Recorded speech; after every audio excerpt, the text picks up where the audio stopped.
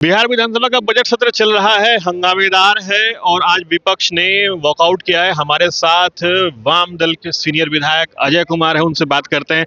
आप लोगों ने आज वॉकआउट किया, क्यों किया?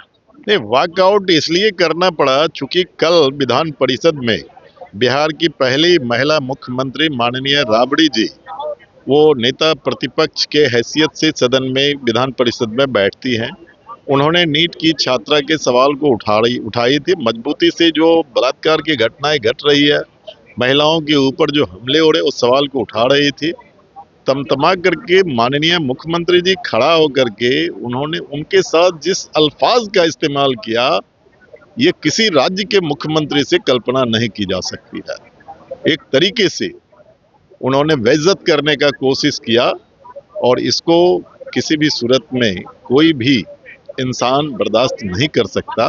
आज उस सवाल को लेकर के और नीट की छात्रा के साथ जो घटना घटी, काफी समय हो गया लेकिन अभी तक कोई ठोस कार्रवाई नहीं की जा रही है। सरकार जवाब में कह रही है कि हम इसको जो है सीबीआई को सौंप दिया। अरे सीबीआई को कब दिया जाता है? जब केस का कोई एविडेंस नहीं मिलता तब सीबीआई को दिया जाता, जो रेयर से रेयरेस्ट केस में दिया जाता है। और इसमें तो घटना का जगह तय है, घटना का टाइम तय है, ले जाने वाला लेके भाग रहा है, उसका फोटो विजुअल है, सब चीज दिखाई पड़ रहा है।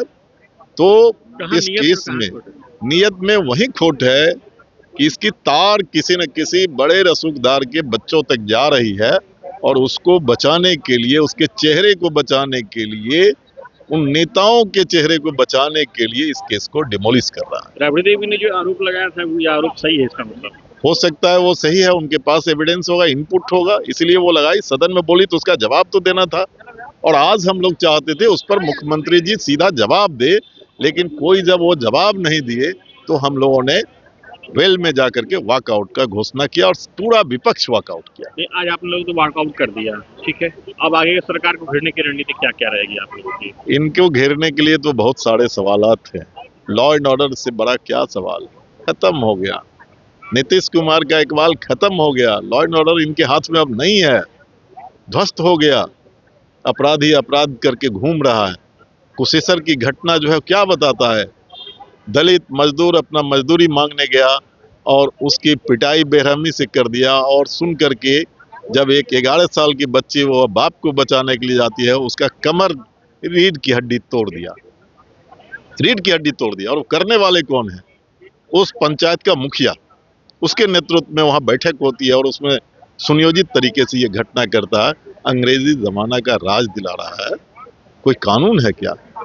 उस मुखिया को पकड़ने में कौन रोक रहा है? उस सरपंच को पकड़ने में कौन रोक रहा है? इसलिए हम लोगों के पास में लॉ एंड ऑर्डर है, हम लोगों के पास में हेल्थ है, हम लोगों के पास में जो है एग्रीकल्चर है।